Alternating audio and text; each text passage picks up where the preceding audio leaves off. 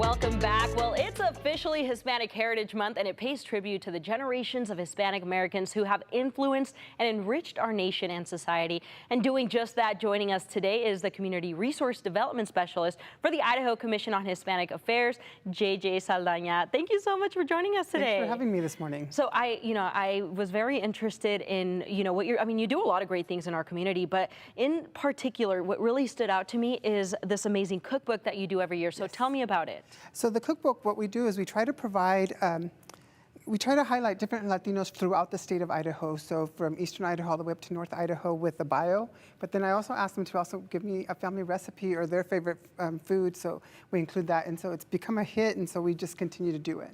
But why a cookbook? Because food is a big part of our culture. And so I thought instead of just highlighting this person, which is great because they're doing great things, but let's also show us like what kind of food they like. And every recipe is different. So you'll have certain people that'll give me like ceviche, but every family does their ceviche different, or their pozole different, or their tamales different. Yeah. And so they get to share that. And a lot of people do it with a lot of pride because they're like, this is my grandma's recipe, or this is my mom's recipe. So, well, I want to know what the community's reaction has been. It's been overwhelming. So, we started it out because of COVID originally, because we used to do other things for Hispanic Heritage Month, but then because of COVID, nobody was getting together for stuff. So I thought, how can I still highlight folks? And so it just came to me as the idea to start doing this cookbook, and it just kind of took off from there. So this year we're working with the Commission for Libraries. They're going to be distributing the book. So we're doing that. And then next year I've been approached by an actual company who wants to help pay to publish them and then actually make some cooking videos for them. So the interest is there, and it's just kind of growing every year. Well, next time we're going to have to do an actual cooking segment up here. Do one of these recipes because they all sound so amazing. You can provide your recipe. I will do that, yeah, for sure. But up here we have the newest edition, which is this year's. Yes. Then you also gave me some of your previous years. Yes. So this was actually the very first one that was ever published. So tell me about this one. So that one was really great because originally when I was asking people, they're like, oh, sure, okay, whatever, because they didn't know. But then every day, because every day during Hispanic Heritage Month, we feature somebody on Twitter and on Facebook. And so every day the community can read their bios and their recipes. So every day during Hispanic Heritage Month, you get a free recipe. Yeah.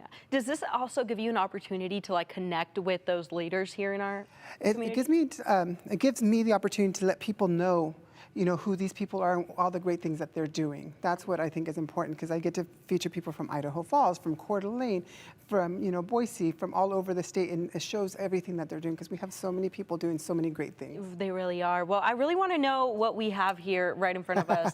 It seems really, and there's a little girl. Tell me about that. So this is my niece. Her name's Olivia. Oh. She's 9 years old, and so every year my boss says that I have to submit my own recipe. Well, I don't cook at all. Like, I'm a horrible cook. And so for the last 2 years, I've used a recipe from my oldest sister, but then my niece this year, I was telling her, and she's like, oh, I just whipped this up. So in the cookbook, we have camarones a la diabla that she made with rice, and it just looks amazing and professional. And so I wanted to make sure that I highlighted her too. Yes, of course, she's 9 years old.